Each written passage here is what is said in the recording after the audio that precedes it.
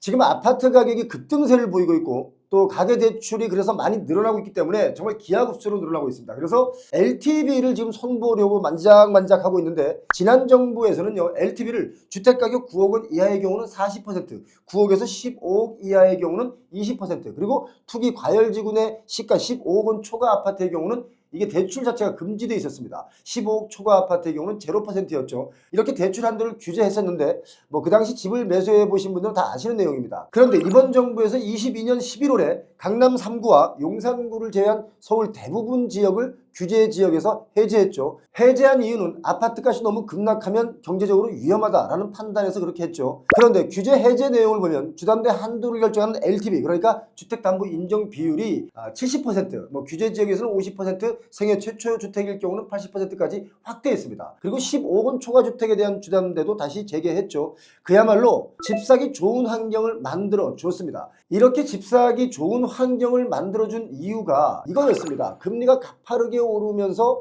이 집 사는 것을 사람들이 꺼려했고 또 고가의 집을 사는 사람들은 이자 부담 때문에 힘들어하면서 부동산 거래 절벽이 생겼습니다. 그래서 좀 거래가 돼야 된다라고 해서 이렇게 모든 걸 좀 풀어줬죠. 자, 15억 초과 주택을 매매할 때 주담대 대출을 조였을 때와 또 풀어줬을 때를 비교하자면 3, 4년 전에는 LTV에 따른 주담대 한도가 최대 4억 8천만 원 나왔습니다. 규제를 풀어주고 난 뒤에 대출 한도액 지금은 얼마냐면 10억 5천만 원까지 대출을 받을 수 있습니다. 어떻습니까? 차이가 아주 크죠. 이런 것이 이제 시간이 지나면서 요즘 가계대출 폭증이라는 트리거로 작용했다. 저는 그렇게 보고 있습니다. 건설 경기 살리고 내수를 진작하기 위한 것도 있겠지만 미친 듯이 집값 뛰어오르는 이 부동산을 잡으려는 의도는 없었던 게 아닌가, 그런 생각을 제가 해봅니다. 5대 시중은행의 지난달 주담대 잔액을 보니까 6월 말에 552조 1,526억 원이었던 것이 7조 5,975억 원 늘어났습니다. 그래서 주담대 말고도 전세대출을 포함한 전체적인 가계부채가 1,900조 원이 넘어가는 실정입니다. 지금 8월 집계가 안 나왔지만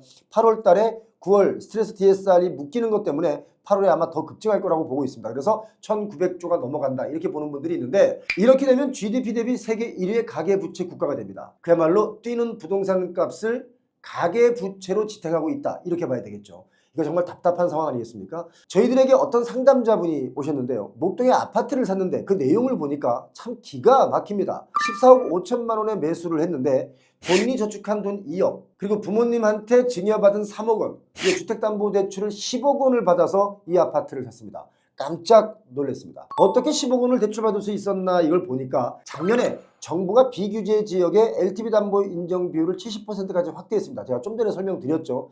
여기에 이분이 주담대로 집값의 70%인 10억 1,500만 원까지 빌릴 수 있었기 때문에 10억 원을 대출받아서 집을 샀습니다. 이걸 들여다보니까 10억 원을 40년 만기로 했거든요. 그리고 금리가 연 3.7%로 대출받았습니다. 금리 3.7%는 의뢰자 입장에서는 좀 어렵겠지만 이게 감당 가능한 수준이다 이거죠. 이분들은 부부가 맞벌이를 하는 부부인데요. 부부 합산 연봉이 1억 5천만 원 정도 되니까 실급여가 한 1억 2천 정도 됩니다. 이게 혼자 1억 5천 연봉을 받는 것과 두 분이 따로따로 해서 1억 5천을 받는 것은 좀 차이가 있습니다. 아무튼 이분들 1억 5천만 원의 부부 합산 연봉이라고 하더라도 정말 부담되는 돈입니다. 10억 대출의 이자만 얼마입니까? 300만 원 조금 넘습니다. 자, 10억을 40년 만기로 갚게 되니까 몇 개월을 갚아야 돼요? 480개월을 나눠 갚게 됩니다. 이자와 원금을 합치면 거의 매월 500만 원 정도가 나가게 됩니다. 자, 뭐 이분들은 DSR, 그러니까 총부채 원리금 상환 비율의 비율을 한 40% 이하였긴 합니다. 그렇지만 이쯤 되면은요,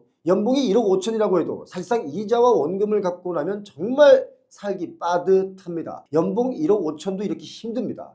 자, 또 말이 40년 만기지 이 아파트는 지어진 지 20년이 훨씬 넘은 아파트인데요. 이 빚 다 갚기 전에 재건축 들어가야 됩니다. 대출 자체가 40년, 재건축 연한과 비교하면 이거 정말 말이 안 되죠. 제가 이런 이야기를 표용호 TV에서 여러 번 말씀드렸습니다. 어떻게 아파트 재건축 연한보다 대출 기간이 더 기냐? 이게 말이 안 된다. 이런 얘기를 제가 여러 번 드렸었는데, 아무튼 이렇게 빠듯하게 생활해야 되는데도 불구하고 이런 결정을 내렸습니다. 그 이유가 뭐냐면 이분들이 40년 동안 빚을 갚는 게 아닙니다. 내가 대출받아 산 가격보다 분명히 아파트 값이 더 뛸 것이라는 확신이 있기 때문에 40년 동안 다 갚기 전에 이 집을 다른 사람들에게 팔고 나는 다시 또 상급지로 갈아타기를 하게 되기 때문에 40년 동안 빚을 다 갚지 않습니다. 여러분, 이 이야기가 지금 뭘 의미하냐면 거시적인 측면에서 보자면 뛰는 집값을 잡지 못하고 오르는 집값만큼 대출을 받아야 살 수가 있고 또 결국에는 연봉 1억 5천인 가정의 경우도 살기가 팍팍하다는 것을 의미합니다. 연봉 2억인 가정도요, 강남의 아파트 사기가 정말 어려운 게 현실입니다. 물론 고소득자가 늘어나서 아파트 값이 고소득자 중심으로 신고가의 집을 사는 사람들도 많이 있습니다. 이걸 우리가 간과할 수는 없는 그런 현실이죠. 자, 이 말을 한마디로 정리하면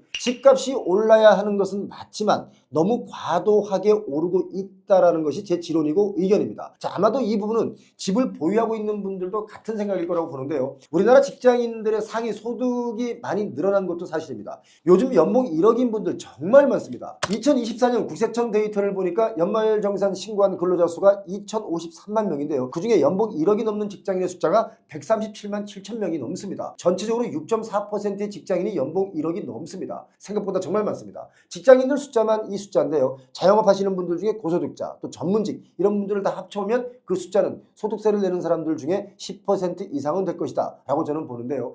연봉 1억인 직장인 수가 2018년 그러니까 6년 전만 하더라도 49만 명 정도 됐었습니다. 그런데 지금은 3배 가까이 늘어났죠. 자, 뭐 이걸 좀 더 거시적으로 얘기를 한다면 달러, 그러니까 환율이 올라서 원화 가치가 하락했죠. 뭐 글로벌적으로 보자면 소득이 크게 오르진 않았다라고 할 수 있습니다. 그런데 원화 기준으로 보자면 소득이 엄청 늘어난 것은 맞습니다. 아무튼 목동에 집을 사신 의뢰자분은 집을 사서 기분이 좋다라기보다 걱정이 앞서는 것이 사실입니다. 요즘 서울 아파트 거래량이 많이 늘어났습니다. 정말 많이 늘어났는데 거래 동향을 제가 분석해 보니까 60대 이상, 그러니까 대출이 좀 적은 분들은 집을 팔고 있습니다. 그런데 빚을 정말 많이 내서 3040 세대가 집을 사고 있습니다. 앞서 말씀드린 대로 고소득자분들이 늘어나면서 대출 한도도 역시 늘어났겠죠. 그러다 보니까 대출받아 집 사는 사람들이 늘어난 겁니다. 집값은 그들이 대출받을 수 있는 한계선을 넘어가면서까지 치고 올라간 겁니다. 자, 일부이긴 하지만 고소득 맞벌이 부분은 집값의 절반 이상을 대출받는 걸 아주 꺼리낌 없이 받습니다. 그러니까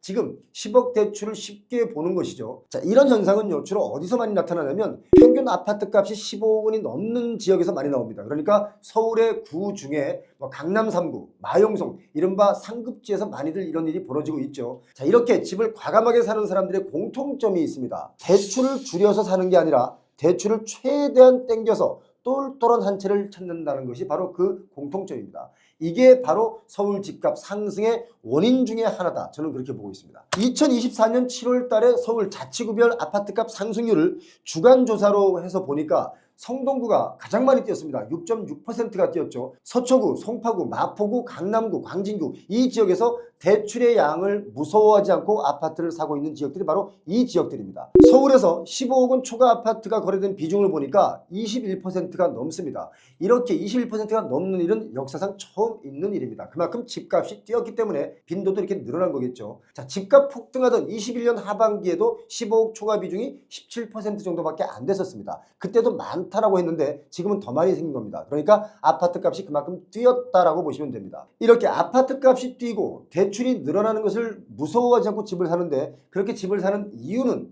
앞으로 더 뛴다라는 생각을 가진 분들이 이렇게 사고 있습니다. 한 2년 동안 잠잠하던 집값이 갑자기 이렇게 이상 징후를 보이는 것은 제가 지난 영상에서도 말씀드린 것처럼 정부의 정책 대출 확대가 결국 가계대출 증가를 부추기는 요인으로 작용했다. 저는 그렇게 보고 있습니다. 지난해 시행된 특례 보금자리론 가운데 지난해에만 10만 2,671건이 이 돈으로 거래가 됐습니다. 돈으로 따지면 25조 8천억 원이 넘습니다. 특례 보금자리론은 9억 원 이하 주택 대상에 최대 5억 원까지 연 4%대 고정금리로 최장 50년 만기 대출이 가능했던 상품이었습니다. 자, 이걸로 끝난 게 아니었죠. 곧바로 뭐가 나옵니까? 신생아 특례 대출을 내놨습니다. 신생아 특례론이 나온 24년 1월 말부터 7월 말까지 신생아 특례 대출로 1조 9,835억 원이 집행이 됐습니다. 거래 건수로는 6,657건이 거래가 됐는데요. 자, 이분들이 집을 살 때 얼마나 대출받았나 봤더니 집값의 60% 이상을 대출받아서 샀습니다. 자, 이렇게 모든 것이 빚으로 부동산 가격을 떠받치고 있다. 이게 참 답답한 거 아니겠습니까? 사실 저는 아파트 값이요 2022년부터 최소 24년 말까지 또는 25년 말까지는 아파트 값이 하락세가 이어질 것이다 라고 제가 21년에 예측해 드린 바가 있습니다. 그리고 22년에 정말 집값이 많이 떨어졌죠. 그런데 지난 2년 동안 집값 하락이 계속되면서 정부가 안심했습니다. 시장 상황을 그대로 방치했죠. 오히려 이렇게 대출을 증대하면서 시장에 유동성을 공급했습니다. 그래서 집값 급등세가 나타났다 라고 저는 봅니다. 혹시 제 의견과 좀 다른 의견이 있다면 댓글로 달아주시면 고맙겠습니다. 그런데 지금 정부가 갑자기 대출을 옥죄기 시작했습니다. 대출 한도를 줄이는 스트레스 DSR 2단계를 오는 9월부터 시작하죠. 이제 며칠 안 남았습니다. 자, 만약에 이 대책이 효과를 내지 못한다라고 하면 어떤 일이 벌어질까요? 아마 곧바로 LTV 규제를 들고 나올 겁니다. 지금도 만지작거리고 있습니다. 이렇게 되면 현금 부자만 또 유리해지는 시장이 될 수도 있습니다. 사실 역대 어느 정부든 간에 부동산 가격 안정을 시켜놓은 정부는 없었습니다. 2019년 제가 기억하기로 대통령은 이런 말을 했습니다. 국민과의 대화에서 부동산 문제는 우리 정부는 정말 자신 있다. 장담하고 싶다. 더 큰 카드가 주머니에서 지금 만지작거리고 있다. 뭐 이런 얘기를 했습니다. 그런데 그 장담과는 정반대로 아파트 값은 2배, 3배로 뛰었죠. 지금 정부 역시 또다시 집값 급등이라는 상황에 딱 맞닥뜨려졌는데 어떤 세입자분이 제게 이렇게 얘기를 합니다. 우리 집주인은 전세 4년이 되면서 전세금을 6천만 원 올렸습니다. 우리 부부가 4년 동안 정말 악착같이 일을 해서 모은 돈 전부를 올라간 전세금으로 다 줘야 됐습니다. 너무 허탈합니다. 라고 했습니다. 이게 지금 부동산 시장의 현실입니다. 집값이라는 게 시간이 지나 오르는 것은 모든 재화의 가격이 오르듯이 당연할 수 있습니다. 다만 너무 급격하고 너무 과도하게 오른다면 반드시 그 반대 상황도 올 수 있을 것이다. 우리가 21년에 이미 경험했습니다. 그런데 또 오고 있습니다. 자, 과연 스트레스 DSR 2단계의 효과가 9월부터는 나타날지, 또 그러다가 10월에 미국의 기준금리가 인하되면 우리도 금리를 내려야 할 텐데요. 그때 또다시 부동산 불장이 될지 이거 좀 지켜봐야 되겠습니다. 그런데 지금 문제는요. 경기 침체 국면에 진입했다는 것입니다. 경기 침체 왔습니다. 경기 침체 역시 부자들에게는 오히려 기회가 될 수 있겠죠. 그러나 서민들에게는 정말 힘들어지는 상황이 될 수 있습니다. 이 경기 침체 국면에 혹시나 있을 부동산 하락기에 과연 어떻게 대처할지 미리미리 준비하시는 것이 아마 현명한 선택이 아닐까 그런 생각을 해봅니다. 우리나라 1인 가구가 지난 3월에 1000만 명이 넘어섰습니다. 정말 빠르게 늘었죠. 전국의 1인 가구는 1008만 7777가구입니다. 우리나라 전체 가구 수가 2407만 4820가구니까 전체 중에 42%가 혼자 삽니다. 인구로 보자면 5명 중에 1명은 혼자 사는 거죠. 정말 기하급수적으로 늘어났습니다. 전체적인 인구는 줄어들고 있지만 독립된 1인 가구는 점점 더 늘어나고 있죠. 이렇게 1인 가구가 늘어나면서 아파트가 아닌 비아파트 주거시장이 어느 정도 활성화될 수 있다라고 예측들을 했지만 분위기는 정반대로 아파트 선호 현상만 더욱 갈수록 심해지고 있습니다. 작년 12월 통계청의 2023년 통계로 보는 1인 가구 자료를 보니까 1인 가구 거주 형태의 41%가 단독주택 또는 다가구 주택에 삽니다. 그런데 정말 특이한 것은 이게 완전히 1년 만에 바뀌었습니다. 좀 전에 이야기는 23년 발표였으니까 22년 통계치겠죠. 23년 작년 통계치, 그러니까 2023년 인구 주택 총조사 결과를 보니까 아파트에 역전당했습니다. 아파트가 34.9%, 거의 35%로 가장 많았고요. 다가구나 단독주택이 20.8%였습니다. 1년 만에 이렇게 완전히 아파트 선호 현상이 뚜렷해졌습니다. 완전히 바뀐 겁니다. 1인 가구가 전세 대출을 받아서 아파트로 이사를 간 거죠. 이 많은 인구가 아파트로 이사를 갔으니까 아파트 전세가 품귀 현상이 있는 겁니다. 정확한 숫자로 말씀을 드리면 아파트에 거주하는 1인 가구가 22년에는 255만 4천 가구였는데 2023년 1년이 딱 지난 뒤에는 이게 20만 명이 늘어났습니다. 그래서 273만 4천 가구로 7%가 늘어났습니다. 빌라 전세 사기 여파가 비아파트 시장에 영향을 미쳤기 때문에 빌라 포비아가 나타난 것이다. 이렇게 봐야 됩니다. 이래서 전세 사기를 친 사람들의 죄가 정말 큰 겁니다. 세상을 바꿔놨습니다. 미꾸라지 한두 마리가 전 우물을, 흙탕물을 만들어서 먹을 수조차 없도록 만드는 것이나 다름없다. 이렇게 보이는 겁니다. 자려다 보니까 풍선 효과로 아파트 전세가 품귀 현상이 일어나고 있습니다. 물론 전세 매물 시장을 들여다보면 아파트 전세 매물이 많이 나와 있지만 가격이 계속 치솟기 때문에 내가 들어갈 수 있는 매물이 한정되어 있다 보니까 씨가 말랐다라고 표현들을 쓰는 거죠. 1000세대 정도의 대단지 아파트 중에도 전세 매물이 제로인 곳이 나타나고 있습니다. 정말 전세집 구하기가 점점 더 어려워지고 있죠. KB부동산 자료를 보니까 이달 서울 전세 수급 지수가 141.9인데요.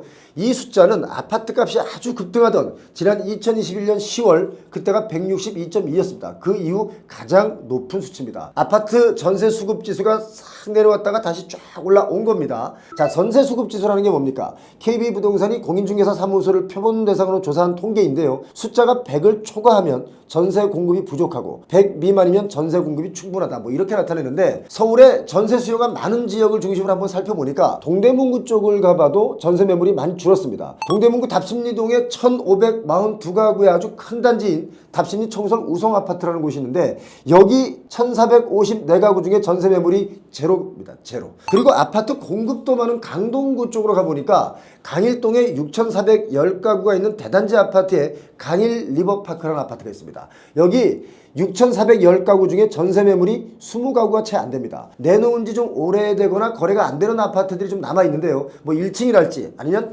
뭐 집 상태가 좀 좋지 않은 물건들이기 때문에 남아 있는 거라고 합니다. 자, 물론 전반적으로 전세 매물이 없는 것은 아닙니다. 다만 가격이 올라서 겁이 나는 겁니다. 서울 아파트의 전세 매물을 전체적으로 보니까 26,616건이 나와 있는데, 올해 1월에는 전세 매물이 35,000건 정도가 있었습니다. 그러니까 지금으로 보자면 전체적으로 한 25% 정도 전세 매물이 줄었다 이겁니다. 지금 전세 시장이 이렇게 가격이 좀 오르고 있는데 좀 이상한 일이 하나 발생한 곳이 있습니다. 요즘 주택자금을 금융권에서 대출을 좀 줄이면서 갑자기 난리가 난 곳이 있는데요. 자, 난리가 난 이유를 보니까 바로 이건데요. 여러분 이거 잘 들으셔야 됩니다. 11월 입주를 앞둔 12,000세대의 역사상 가장 큰 초대단지 올림픽파크 포레온 아파트 얘기입니다. 일반 분양자분들이 이제 입주가 다가오면 이걸 전세를 내놓고 잔금을 좀 치러야 되지 않겠습니까? 그런데 집주인들이 은행들이 전세자금 대출을 막겠다라고 하니까 지금 난리가 난 겁니다. 세입자를 구하는데 이거 차질이 생기는 거 아니냐, 이런 걱정이 많이 생긴 거죠. 그래서 여기저기 막 문의를 하고 난리가 났습니다 지금. 그런데 제가 이 부분을 팩트체크를 해드리겠습니다. 신한은행의 경우 8월 27일부터 갭투자 등으로 활용될 수 있는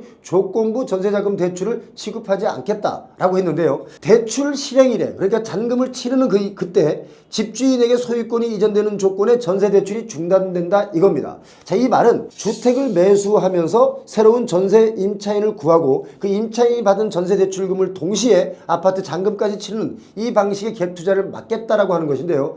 아마도 이 정책이 아파트값 상승을 막는 강력한 방법 중에 하나가 될 것이다, 저는 그렇게 보고 있습니다. 그런데 이게 이제 이렇게 되니까 올림픽파크 포레온 수분양자분들, 일반 분양자분들 사이에서 소문이 이게 쫙 돌았겠죠. 그래서 기존 조합원들의 경우는 소유권이 바뀌는 것은 아니지만 일반 분양자들은 시행사 또는 신탁사에서 수분양자로 소유권이 이전되는 그때인 만큼 전세자금 대출을 받아서 잔금을 치르는 것이 이게 불가능하게 됐다 이겁니다. 여러분 이해되셨죠? 자, 이렇게 되니까 올림픽파크 포레온의 일반 분양자분들 정말 심각해지는 거죠. 그런데 제가 이걸 팩트 체크를 해봤습니다. 조합원들은 이미 조합원이기 때문에 이게 소유권이 조합원들에게 있다 이거고요. 일반 분양자분들은 계약서상의 소유주일 뿐 진짜 소유자는 아직 아닙니다. 그런데 은행에서 뭐라고 얘기를 했냐면, 일반 분양자들도 이미 분양계약서상 소유주로 등재된 만큼 잔금을 치르면서 이전 등기를 한다고 해서 소유권이 변경됐다고 볼 수 없다. 그러므로 전세자금 대출이 불가능한 조건인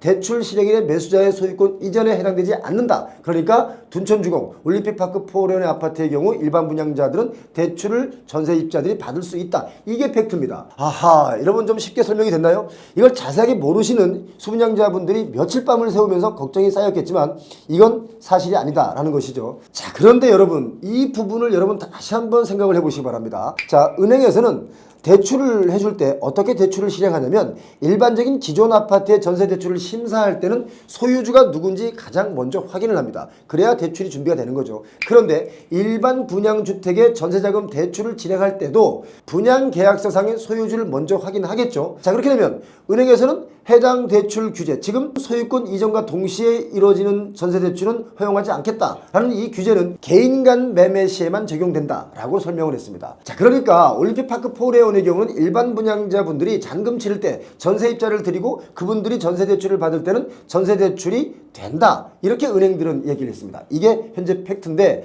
이게 제가 볼 때는 좀 앞뒤가 안 맞습니다. 은행의 이야기는 일반 분양자분들도 분양계약서상 소유주로 등재되어 있기 때문에 소유주로 본다 이건데요. 자, 이거 참 대략적으로 웃긴 얘기입니다. 왜 웃긴 얘기냐면, 분양계약서상에는 계약자 신분이지 소유자 신분이 아니거든요. 이게 법적으로 어떻게 적용될지는 모르겠지만 대출 서류를 해석하는 때는 참 자의적으로 마음대로 해석하는 게 아닌가, 그런 생각도 듭니다. 여러분은 혹시 저와 같은 생각이 들지 않으십니까? 뭐 아무튼 둔촌주공 올림픽 파크 포레온 이 아파트는 전세 대출이 가능하다 이겁니다. 하긴 뭐 분양도 안 되던 그 아파트를 실거주 유예를 3년이나 해줬기 때문에 당연히 뭐 전세 대출을 받게 해줘야 정책의 연속성이 있는 거겠죠. 아무튼 또 그래서 실거주 유예를 해주는 바람에 요즘 둔촌주공 올림픽 파크 포레온의 아파트가 분양가에서 10억은 올랐습니다. 10억이 뛴 겁니다. 아파트값 띄우는 거 정말 쉬운 일 아니겠습니까? 그렇죠? 사실 이게 분양받으신 분들은 이미 분양받았으니까 이미 지나간 일이니까 제가 좀 편하게 얘기를 하겠습니다. 이게 좀 사실 문제가 있는 겁니다. 왜냐면 자 A라는 사람이 분양받은 아파트 값이 지금 10억이 뛰었죠. 그런데 그걸 만약에 또다시 B라는 사람에게 이걸 팔아서 넘기려면 B라는 사람은 10억이 뛴 만큼 돈을 가지고 있던가 아니면 또 그만큼 대출을 받아야만 살 수가 있습니다. 이런 식으로 개인들이 빚만 자꾸 늘어나게 되었죠. 이게 아파트 값이 뛰는 거에 병폐가 될 수 있습니다. 자, 그럼 10억에 뛴 그 가격에 산 B라는 사람은 내가 또 뭔가 이익을 보고 뭔가 빚을 갚으려면 이걸 15억에 팔아야 되겠죠. 그럼 또 누군가 C라는 사람이 15억에 뛴 가격으로 사야 B라는 사람이 은행빚도 갚고 빠져나올 수가 있는 건데 계속 이런 식으로 땡빚을 내가면서 샀다고 치면 그럼 그 다음 사람 D라는 사람은 20억에 사줘야 되는데 이런 식으로 거품이 계속 늘어나면 결국 어디에선가는 빵 터질 수밖에 없지 않겠습니까? 이게 만약에 안 터지면 다들 빚 갚느라고 인생을 살 수밖에 없는 것 그런 거 아닐까요? 자, 이야기를 다시 전세 물량에 대한 얘기로 넘어가겠습니다. 올림픽 파크 포레온의 경우는 11월 27일로 입주가 확정됐는데 다 아시다시피 여기 물량이 12,000가구입니다. 이렇게 대단지가 입주를 예정하다 보니까 강동구나 송파구 이 일대에 전세 시장에 좀 영향을 미칠 것이 뻔해 보이는데 제가 볼 때는 평소 같으면 전세가가 크게 하락해야 일반적인 시장인데 요즘 시장이 일반적인 시장이 아니기 때문에 전세가가 크게 하락할 것 같지는 않습니다. 다만 전세 대출을 만약에 규제를 한다면 역시 전세가는 좀 많이 하락할 수 있다라고 저는 봅니다. 자, 보세요. 전세 대출의 양이 줄어요. 그렇게 되면 집주인 입장에서는 받으려고 했던 그 전세가를 다 못 받으니까 그 차액만큼 또 월세를 올려달라고 하겠죠. 그러면 월세가 더 부담되니까 전세대출을 조이면 안 된다라고 또 주장하시는 분들이 간혹 계십니다. 그런데 제가 볼 때는 바로 이렇게 말씀하시는 분들이 부동산 가격 부풀리기의 카르텔들이다라고 저는 봅니다. 왜 이렇게 말을 하냐면 전세대출을 조이거나 줄이면 시간이 갈수록 전세가가 낮아질 수밖에 없다. 저는 그렇게 판단합니다. 왜냐하면 전세대출도 유동성이기 때문에 돈이 돌지 않으면 가격은 뛰지 못합니다. 그래서 전세대출을 지금처럼 계속 해줬다가는 정말 너무너무 위험한 것이 올 수 있습니다. 저의 이 말이 전세를 놓을 임대인 분들 입장에서는 좀 서운하게 들릴지는 몰라도 이게 시간이 지나면 우리 모두에게 유익할 것이다 라고 저는 판단합니다. 요즘 1주택자 분들이 가장 걱정하는 게 뭔지 아십니까? 아파트 값이 너무 뛰니까 본인들 자녀분들이 독립하고 결혼을 해서 살 수 있는 집이 없다는 것을 가장 많이 걱정을 합니다. 뭐 본인 집값이 뛰는 건 참 좋아하는데 돌아보니까 자녀들이 보이거든요. 이 자녀들 집을 못 사는 것은 좀 안타까운 것입니다. 그래서 큰 틀에서 보자면 이걸 좀 궁극적으로 집값 안정이 우선이라고 저는 봅니다. 대출이 되느냐 안 되느냐 이 부분은 2차적 요인이죠. 모든 부동산 거품을 대출로 지탱해서 끌어올리면 이거 안 되는 거 아니냐. 이게 제 생각입니다. 그러니까 대출을 쉽게 해주는 것이 주거 안정에 도움이 되는 게 아니라 가격 안정화가 주거 안정에 도움이 되는 것이고 주거 안정 후에 대출 안정이라는 게 있어야 그 다음 또 안정이 옵니다.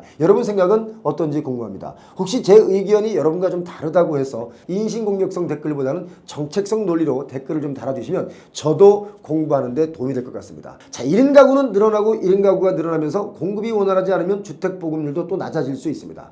부동산 시장의 동전의 양면성이라는 게 있는데요. 둔촌주공처럼 분양이 안 되면 조합이 망가지거나 시공사가 위험해지고 하니까 분양이 좀 원활하게 돼야 좋은 거니까 이걸 규제를 풀어서 분양이 완판되게 도와주면 또다시 아파트 가격은 급등해서 또 다른 불안을 초래하게 됩니다. 사실상 이게 동전의 양면이죠. 그런데 이렇게 급등하는 아파트 가격을 좀 말릴 수 있는 게 뭐냐면 바로 신규 아파트 전세 대출을 좀 조이면 아파트 청약 경쟁률이 그렇게 높지 않겠죠. 자, 그렇게 경쟁률이 낮아지면 분양가도 낮아집니다. 경쟁이 치열하지 않으면 낮아지게 될 수밖에 없죠. 자, 신규 아파트 전세 대출을 줄이면 갭 투자는 제가 볼 때는 확실히 줄어듭니다. 기존의 아파트의 소유주가 바뀔 때 전세 대출을 규제하면 갭 투기를 좀 막을 수 있겠고, 또 실거주 위주로 주택시장이 돌아가겠지만 더 강력한 한방은 신규 아파트 전세 대출을 줄이기만 해도 아파트값 폭등은 좀 막을 수 있다라고 저는 봅니다. 사실 이보다 아파트값이 뛰는 가장 큰 요인은 금리겠죠. 미국 금리가 낮아진다는 희망이 있기 때문에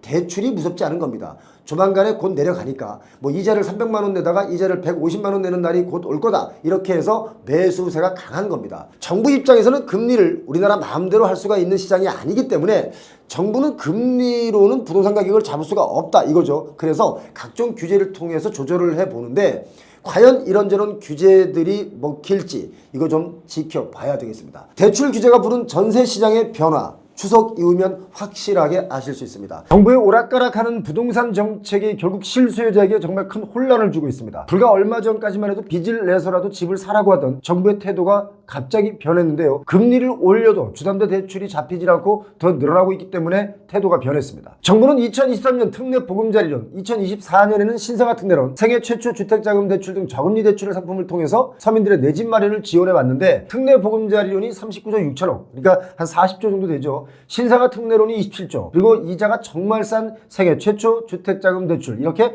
집을 사는데 지원을 아끼지 않고 많이 해줬습니다. 서민들의 주택 마련을 돕는 일, 정말 잘한 일이라고 보겠지만 이런 특례론이 남발됨으로써 부동산 가격 급등이 잡히질 않았다, 이것도 문제가 될 수 있습니다. 정부의 이런 정책의 실질적 목적은 부동산 시장의 연착륙이었겠죠. 그런데 요즘 분위기는 연착륙이 아니고 갑자기 급상승을 하고 있기 때문에 정부도 놀래서 지금 우왕좌왕하고 있는 게 아닌가, 그런 생각이 듭니다. 지금 이렇게 부동산 시장이 흘러가는 게 정부의 의도였는지 아니면 의도와 다른 건지, 아무튼 가파르게 집값은 요동치고 있습니다. 하락하던 아파트값이 다시 급등을 하고 있고, 멈춰섰던 거래들마저 올해 들어서 다시 활발해졌고 거래량도 전고점을 넘어섰죠. 서울 강남권과 마용성 지역에서는 하루가 다르게 신고가가 터져나오고 있습니다. 신고가가 터져나온 아파트 단지를 저희 채널의 커뮤니티 부분에 올려놨습니다. 여기 보시면 잠실 2cm 아파트 33평이 27억 5천만 원에 사상 최고가를 경신했다. 그리고 헬리오시티 파크리오 계속 신고가를 경신했다, 이렇게 지금 쓰여 있고요. 마포 프레스티자이 24평이 17억 4천만 원에 사상 최고가를 경신했다. 그리고 마포 그랑자이, 이 아파트도 지어진 지 얼마 안 됐습니다.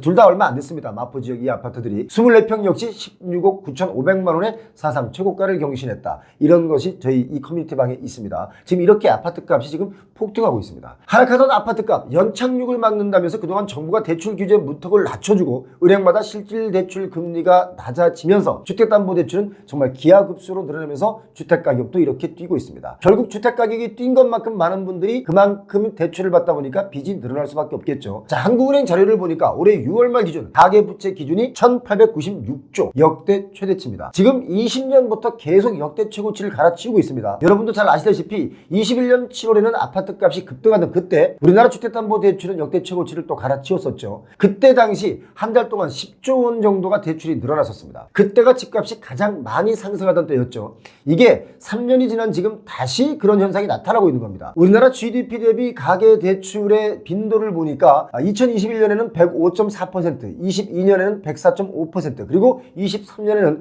100.8%로 살짝 떨어진 수치를 보였었는데요. 이게 다시 2024년에는 GDP의 120%에 해당하는 수치까지 올라왔습니다. 자, 정말 전 세계적으로 가장 높은 수치인데, 미국의 GDP 대비 가계부채 비율을 보니까 72.9%입니다. 그리고 홍콩이 93.2, 중국이 62.1%인데요. 전 세계에서 물가가 가장 비싼 지역이 유럽인데 유럽 국가들도 GDP 대비 가계부채 비율이 53.7%밖에 안 됩니다. 그러니까 우리나라의 120%는 세계에서 가장 높은 수준입니다. 자, GDP 대비 120%라는 숫자, 이게 얼마나 무서운 것이냐면요.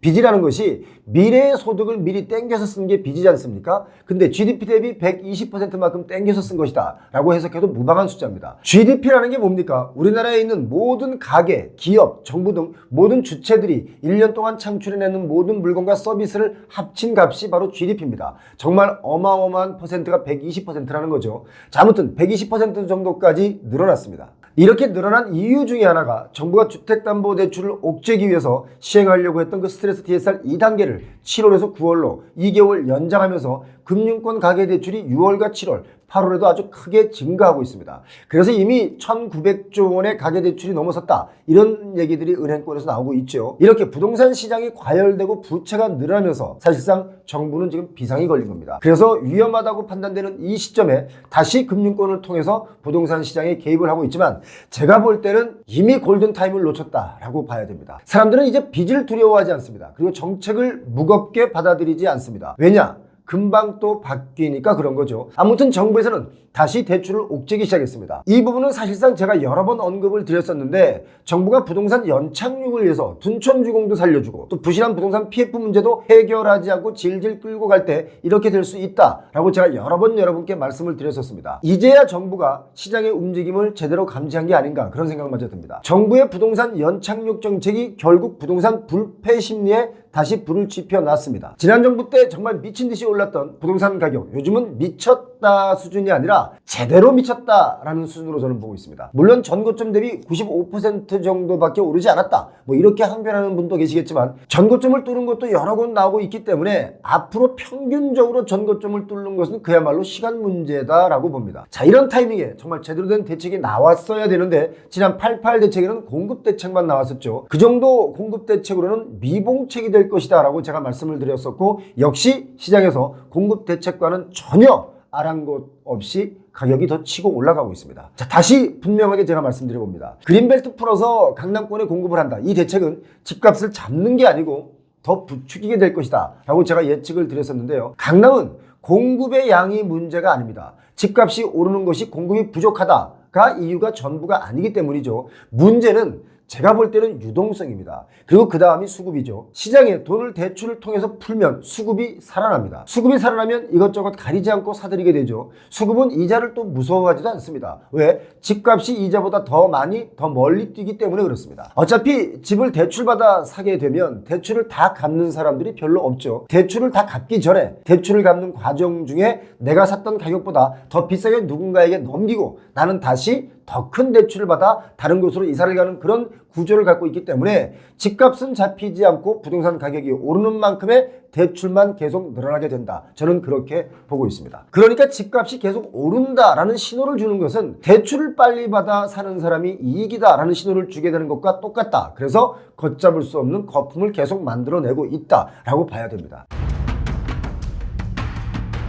최근 가계대출이 대폭 늘어나니까 이거 큰일 났다 싶어서 금융시장이 불안감에 휩싸였죠. 시중은행들이 주택담보대출 금리를 먼저 올리기 시작했습니다. 금융업계 자료를 보니까 우리은행이 5번, 농협은행이 2번 이런 것을 포함해서 5대 은행이 지난달 20차례에 걸쳐서 주담대 금리를 인상했습니다. 조금씩 올린 겁니다. 이렇게 주담대 금리를 올려도 계속 대출은 늘어나고 있습니다. 지금 주담대 대출 금리 상단이 6%를 넘어선 것도 나오고 있습니다. 자, 이렇게 되니까 또 서민들이 발을 동동 구릅니다. 서민들 대출을 받을 수 없게 만들고 있다 이런 비판이 나오고 있으니까 이복현 금감위원장이 금리를 올리라고 한 것이 아니고 대출을 줄이라고 한 것이다 라고 얘기를 하니까 또 은행들은 이렇게 반응합니다. 지금 LTV 담보인정 비율을 손보겠다라고 해서 움직이고 있습니다. 지금 그만큼 긴박하게 돌아가고 있는 겁니다. 중요한 게 뭐냐면 금융당국의 가계부채 관리 주문에도 불구하고 가계대출 증가세가 꺾이지 않는다. 자, 표영호TV에서도 최근 여러 번 여러분께 설명을 드렸었는데 혹시나 보지 못하신 분들 계실까봐 다시 이 부분 설명드리겠습니다. 정부가 다음 달부터는 2단계 스트레스 DSR을 바로 시행을 합니다. 수도권의 스트레스 금리를 1.2%포인트 더 적용하기로 했습니다. 더 핀셋으로 적용하는 겁니다. 수도권입니다. 자, 이건 원래 당초 스트레스 DSR의 가상금리가 1.5%였습니다. 여기에 50%가 2단계인데 2단계가 50%니까 0.75%포인트죠. 그런데 이것보다 더 적용하기로 한 겁니다. 훨씬 더 상향된 압박이기 때문에 소득에 따라서 대출 한도가 어떤 분들은 수천만 원씩 줄어들기 때문에 서민들에게는 그만큼 내 집 마련의 문턱이 높아질 수밖에 없는 겁니다. 자, 여기서 또 끝이 아니죠. 이런 초강수 규제 정책에도 불구하고 대출 증가세가 꺾이지 않는다 라고 한다면 LTV 담보 인정 비율까지 손보기로 하면 아마 좀 강력한 규제가 되지 않을까 저는 개인적으로 그런 생각을 해봅니다. 지금 늘어난 가계 부채 때문에 한국은행은 기준금리 인하를 못하고 있습니다. 지난 8월 22일에 한국은행은 기준금리를 3.5%로 동결했죠. 통화 긴축 기조를 계속 유지하겠다 이겁니다. 그 이유는 부동산과 금융시장이 불안하기 때문에 금리를 인하하면 정말 더 큰 부작용이 예상되기 때문에 기준금리를 인하하지 못하고 그대로 동결한 겁니다. 자, 만약에 정부의 대출 옥죄기 정책이 좀 길어진다라고 하면 정말 대출 받는 분들은 공포에 휩싸일 수밖에 없습니다.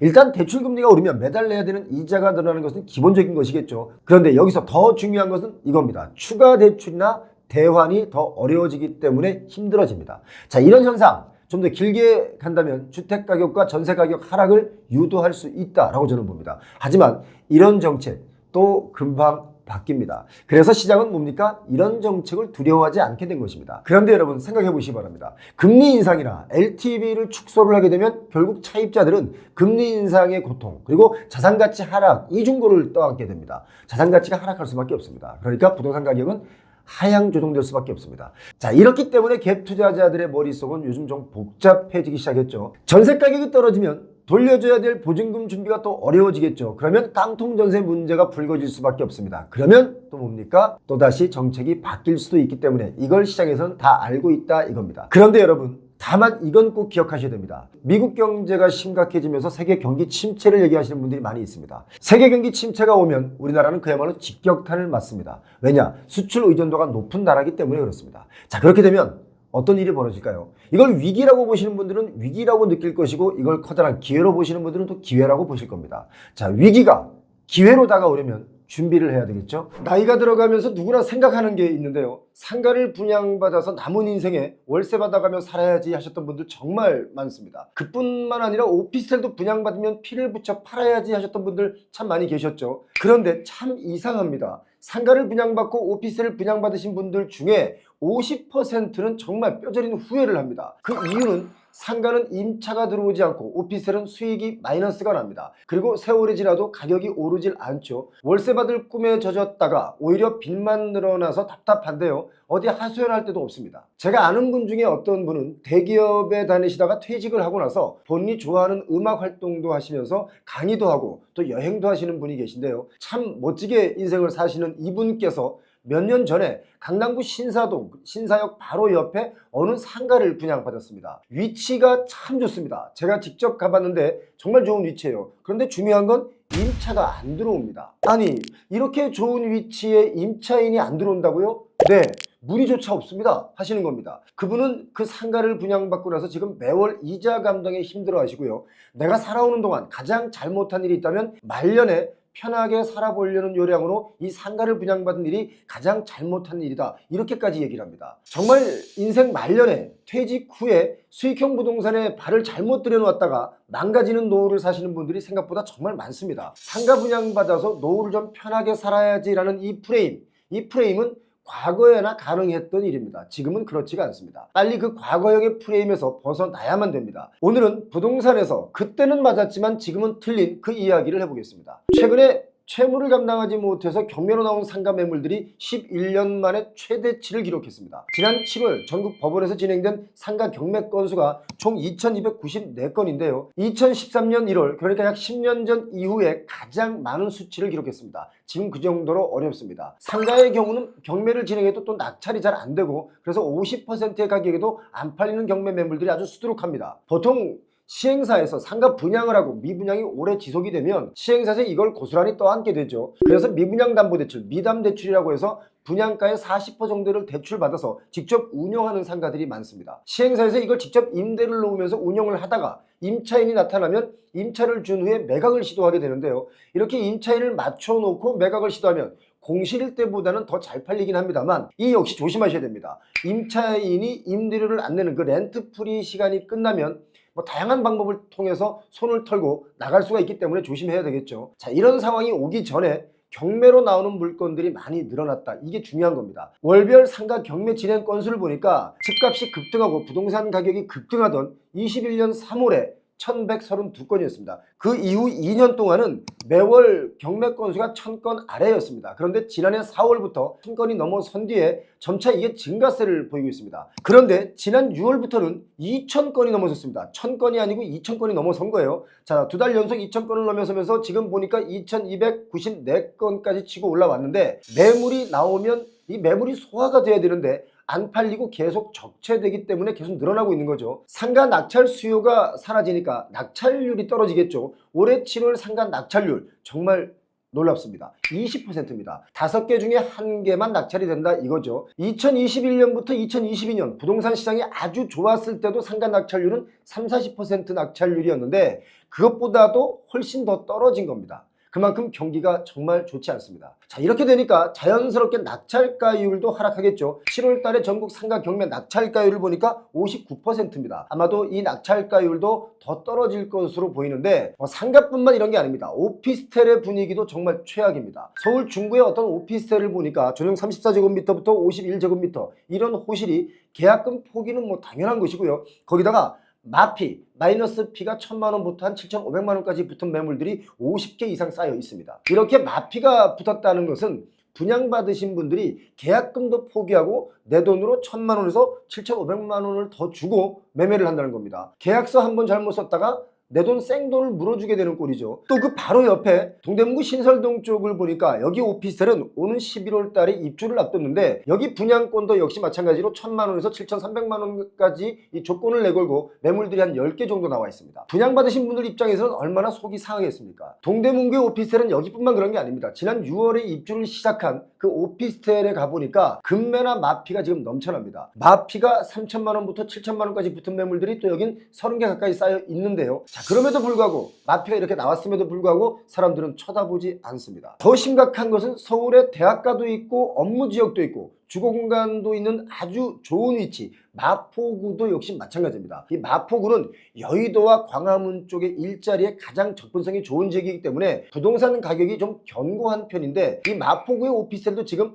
마피투성입니다. 자, 마포구 마포동에 내년 3월에 입주를 앞두고 있는 지금 막 다 지어가고 있는 N 오피스텔이 있습니다. 여기 전용면적 49제곱미터 분양권이 마피 5천만원에서 1억 2천만원까지 매물로 나와 있습니다. 여기 오피스텔 전용 49제곱미터의 분양가가 한 12억 정도 했거든요. 그럴 때 제가 그랬습니다. 이게 너무 비싼 거 아닌가 했는데 이 역시 마이너스 10% 선에서 지금 매물로 나와 있습니다. 이 오피스텔 분양가가 주변의 아파트의 분양가와 좀 비슷한 거였는데요. 결국 이렇게 마이너스 P로 매물로 나왔습니다. 분양 당시 경쟁률이 8대1의 경쟁률이었습니다. 부동산이 고공행진하던 그 시기에 분양을 했는데 분양받을 당시의 분위기와 지금의 분위기는 정말 많이 달라진 겁니다. 여기 N 오피스텔 길 건너에 오피스텔 큰 대형 오피스텔 빌딩이 있습니다. 거기 최근 거래가 보니까 같은 평형대가 5억 중반 정도 거래가 됩니다. 신규 오피스텔의 경우 2배 이상 비싼 거죠. 그러니까 매물로 나와 있는 겁니다. 자, 서울도 이런데 지방의 상가나 오피스텔은 정말 더 처참합니다. 대전 지역을 가보니까 정부청사역 바로 옆에 어떤 그 오피스텔이 있는데 여기는 전용면적 119제곱미터의 경우 좀 넓죠. 여기는 분양가가 16억이 넘습니다. 깜짝 놀랐습니다. 대전 지역에서도 여기를 좀 고개를 갸우뚱갸우뚱 하는 게 바로 이건데요. 그 인근에서 분양하는 아파트를 보니까 전용 84제곱미터의 경우 분양가가 7억 초반입니다. 아파트에 비해서도 너무 비싼 가격인데 이걸 또 비교하자면 서울 여의도의 하이엔드 오피스텔 이 분양가보다도 좀 더 비싸게 분양을 했습니다. 그러니까 여기는 분양이 오랫동안 잘 안 되고 있습니다. 자, 보통 우리가 상가를 분양받을 때 대부분의 사람들이 직접 내가 이걸 운영하려고 직접 쓰려고 분양받는 분들의 경우는 그렇게 많지가 않습니다. 오피스텔도 마찬가지죠. 모두가 수익형 부동산입니다. 본인이 직접 쓰려고 분양받는 것이라면 모르겠지만 수익형으로 임대를 목적으로 한다면 이건 정말 잘 생각하시고 분양받으셔야 됩니다. 물론 세상 모든 상가가 위험한 것은 아닙니다. 정말 위치가 좋고 뭔가 조건이 좋은 상가는 수익을 가져다 줍니다. 하지만 요즘 새로 생기는 상가들 가만히 보면 분양가도 쓸데없이 비싸고 또 너무 많습니다. 공급이 과잉이죠. 주거용의 경우는 그 안에 여러 가지 인테리어도 들어가고 뭐 집기도 있습니다만 상가는 그냥 덩그러니 아무것도 없는 빈 공간을 분양하는 것인데 그런데도 비싸게 분양하는 그 이유가 있습니다. 결국 그 자리에 효용성을 중요시 여겨서 비싸게 값을 매긴 것이겠죠. 그런데 요즘은 상가 분양가나 상가의 비율을 보면 이 부분은 정말 우리가 다시 한번 이 패러다임을 좀 바꿔야 할 때가 아닌가 그런 생각을 가져봅니다. 주상복합 건물을 지을 때 상가 비율이 너무 높습니다. 주상복합 상가는 건축법상 상업시설의 의무 공급 비율을 맞추도록 되어 있죠. 기본이 30%입니다. 뭐 지자체의 조례마다 차이는 있습니다만 그러다 보니까 지역마다 좀 다르고 같은 지역이라고 해도 공공기여성에 따라서 비율이 좀 달리 선정되지만 보통 15%에서 20%인 곳도 있고요. 예전엔 심지어 50%인 곳도 있었습니다. 요즘은 지자체에서 10%로 낮춰주려는 그런 움직임도 있습니다. 그런데 여전히 이 상가 비율이 참 높죠. 여러분 자세히 보시면 아시겠지만 주상복합의 경우 지하 1층부터 지상 3층까지는 상가를 집어넣습니다. 그러다 보니까 시행사의 이익치가 이 상가에 몰려 있게 됩니다. 위에 주거용이 다 팔린다 하더라도 밑에 상가가 안 팔리면 결국 시행사는 뭡니까? 손해가 나겠죠. 그래서 손해를 줄여보려고 상가의 분양가를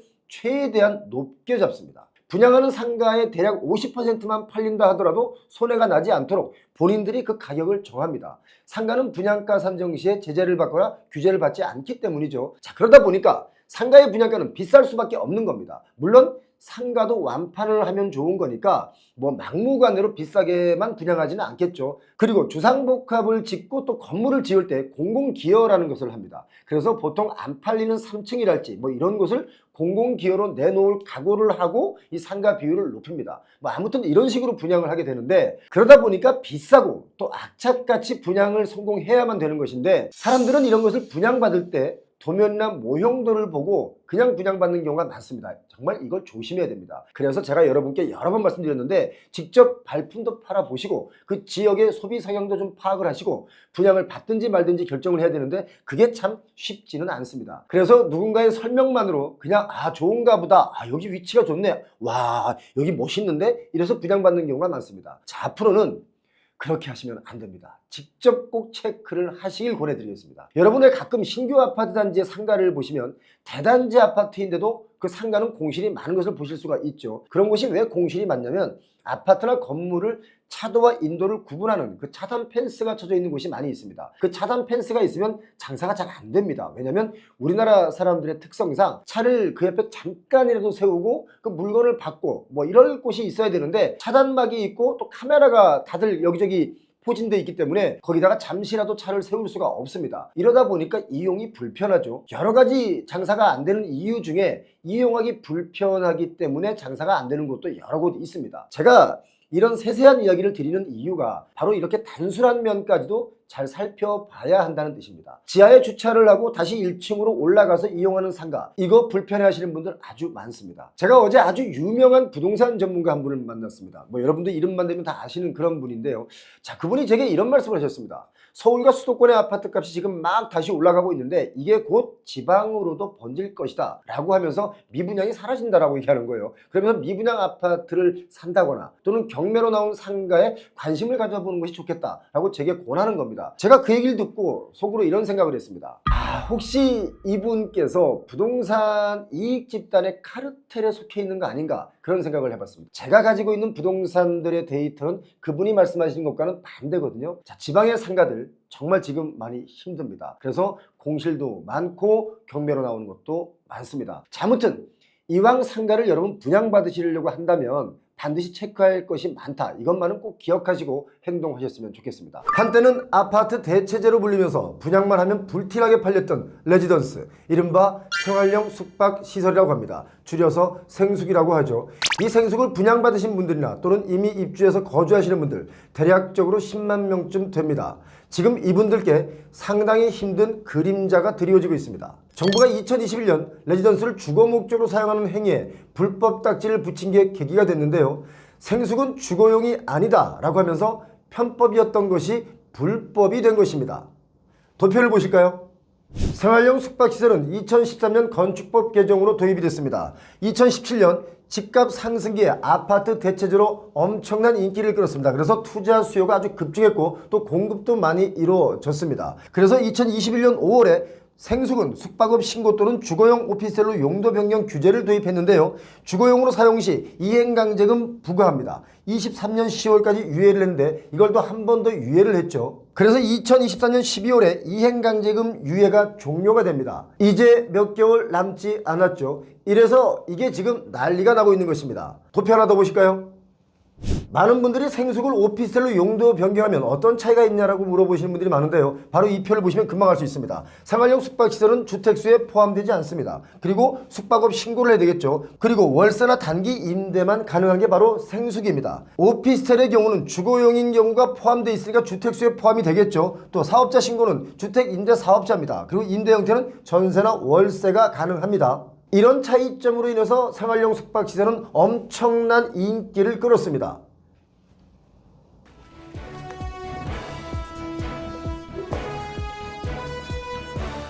전국 곳곳에서 주거 목적으로 분양받은 계약자분들이 생숙을 공급했던 시행사를 상대로 사기 소송을 제기하고 잔금 납부를 거부하면서 건설업계의 유동성 위기가 또 현실화되고 있는 거 아닌가, 이런 염려를 낳고 있는데요.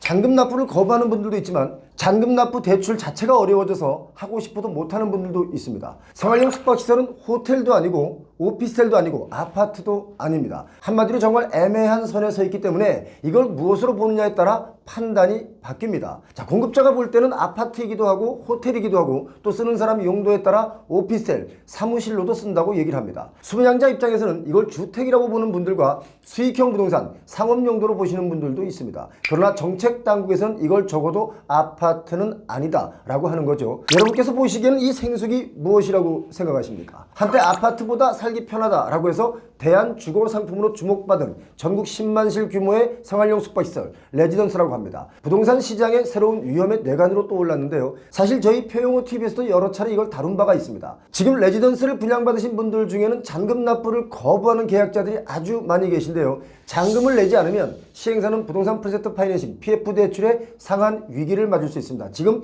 그런 현장이 아주 많습니다. 이행 강제금을 부과하겠다는 발표가 나오면서 생활용 숙박시설을 계약하신 많은 분들이 생숙을 분양한 그 시행사에 분양 계약을 취소하라라고 하는 손해배상 청구 소송을 진행 중인데요. 반대로 몇몇 시행사는 계약을 해놓고 이게 무슨 얘기냐라고 하면서 계약자를 상대로 잔금을 납부하라고 맞소송을 제기하고 있습니다. 서로 양보가 안 되는 싸움이 시작된 것입니다. 사실 생숙은 분양받을 때 어떤 장점이 있었냐면요.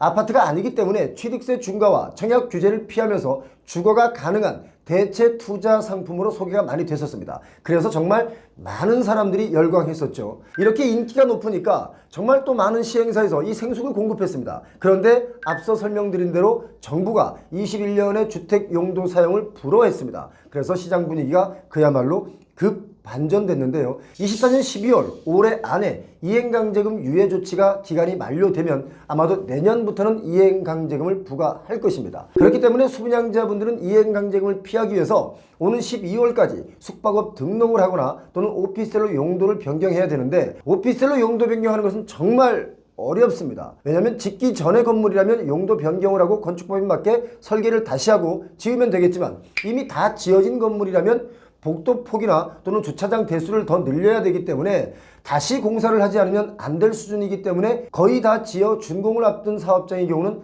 바꾸기가 어려운 조건입니다. 한마디로 거의 불가능합니다. 자, 그렇다면 용도 변경에 성공한 경우는 없느냐? 있습니다. 하지만 그 확률은 상당히 낮습니다. 우리나라 전체 레지던스 현재까지 확인된 것만 102,853실입니다. 이 중에 오피스텔로 용도를 바꾼 물건이 1,175실인데요.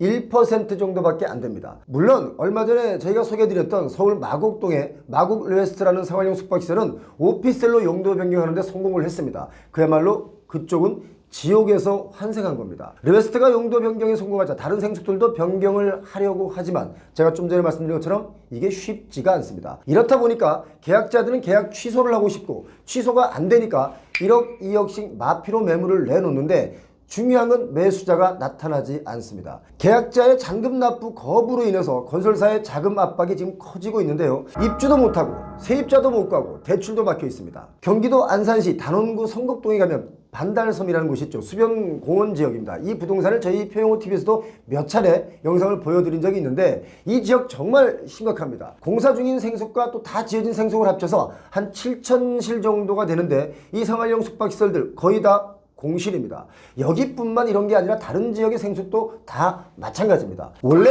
생숙이라는 것은요, 이 타켓이 장기 또는 단기 투숙객이었습니다. 장단기 투숙객에게 방을 빌려주고 수익을 내니까 수익형 부동산으로 시작이 됐겠죠. 그래서 이걸 레지던스라고 분류를 합니다. 레지던스가 뭡니까? 가정집과 같은 분위기의 호텔 수준의 서비스가 제공되는 숙박업소라는 뜻입니다. 자, 마지막 단어가 뭡니까? 숙박업소라는 겁니다. 외국인 관광객이 늘어나고 서울에 한 달 살기 등등의 여행객이 늘어나면서 취사가 가능한 숙박시설로 레지던스가 등장한 것이었습니다. 이렇게 탄생한 레지던스가 갑자기 주거용 투자 상품으로 둔갑이 됐는데 이때가 바로 2018년 때부터 그랬습니다. 그전까지는 분명 장기 숙박업에 적합한 상품이었죠. 그런데 아파트 값이 슬슬 뛰기 시작하자 아파트 투기 규제를 강화하니까 그러다 보니까 그때 투자자들 눈에 띈 것이 바로 레지던스, 생숙이었던 것입니다. 세금과 대출 규제에서 너무나 자유로운 레지던스에 사람들은 열광하기 시작했습니다. 이런 것을 감지한 국토부가 2021년 9월에 건축법 시행령을 고쳐서 용도 변경이나 숙박시설 등록 없이 레지던스를 주거시설로 사용한다면 이행강제금을 물리겠다 하고 칼을 빼들었던 것이죠. 지금 생숙과 관련된 갈등과 문제는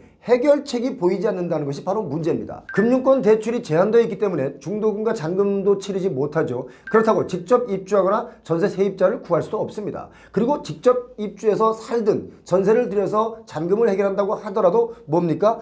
매년 시가의 10%의 이행강제금을 내야 됩니다. 어마어마한 돈이죠. 지금 이런 상황이 해결이 되지 않는다면 어떤 일이 벌어질까요? 서울, 수원, 인천, 송도 이런 대도시에 지어진 생숙의 대형 건물들이 이른바 유령 건물이 될 수도 있습니다. 자, 그렇다고 또 법을 바꿔가면서 이걸 해결해 주자니 원리 원칙에 어긋나기 때문에 사람들이 법을 알기를 우습게 하는 법에 모럴 해저드에 빠질 수 있다라고 생각하기 때문에 정부 입장에서도 쉽게 손을 못 댑니다. 정말 이러지도 저러지도 못하는데요. 가장 좋은 방법이 뭐냐면 그래서 오피스텔로 용도 변경하는 일이었습니다. 이것은 제가 좀 전에 말씀드린 것처럼 정말 해결하기 어려운 문제입니다. 여러분이 정책 담당자라면 이걸 어떻게 해결하시겠습니까? 여러분이 생숙 수분양자라면 이걸 어떻게 하시겠습니까? 일각에서는 이렇게 얘기합니다. 주거용 아닌 거 알면서 분양을 했고 또 아닌 거 알면서 계약을 했으니까 각자 책임을 져라. 피부쳐 팔려다가 못 파니까 계약을 취소하려는 것은 이거 어불성설이다. 그리고 법을 개정해서라도 주거용으로 좀 바꿔줘라. 이런 얘기하시는 분도 있고요. 사람들이 보통 아파트를 매수하면 실거주 기간을 한 10년 정도 평균 잡습니다. 뭔가 투기로 집을 사지 않는 이상 10년은 거주한다 이렇게 보고 있습니다.